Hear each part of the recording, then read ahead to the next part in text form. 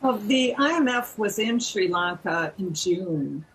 They are trying to put together a staff level program. And in order to do that, they need to work together with a Sri Lankan government to come up with assurances, both from the Sri Lankan side, that they will get their fiscal house in order in terms of trying to make sure that their government revenues and their expenditures match up better, which has not been the case.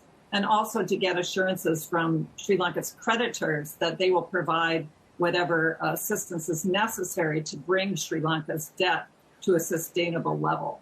And without that, without those negotiations, without that assurances, the IMF cannot bring, the staff cannot agree on a program with Sri Lanka. And then there's nothing to bring to the board, which would have to vote on this. So they're at a point now where they don't really have a government to negotiate with.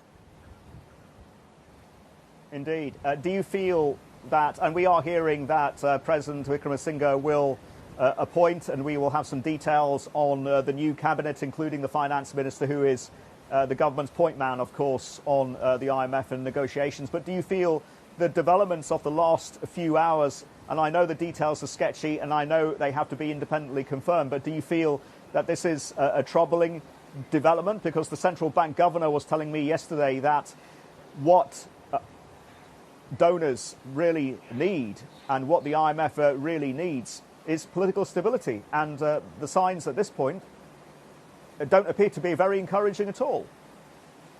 Well, the IMF was already calling this the social and political emergency back in June. And so the situation has not stabilized yet. And the IMF cannot, the teams there cannot interact with the government when things are in a continued crisis mode. So until the government stabilizes, until they have a minister of finance, there's no one for the IMF to talk with. And until that happens, there's nothing they can do. They really have to wait they don't just provide assistance on the basis of an emergency. It has to be sustainable, because the IMF will not lend into a situation where they deem their money will not be repaid. And so if Sri Lanka cannot provide assurances, there will be nothing forthcoming from the IMF. And as long as the crisis is ongoing, Sri Lanka is not going to be able to do that.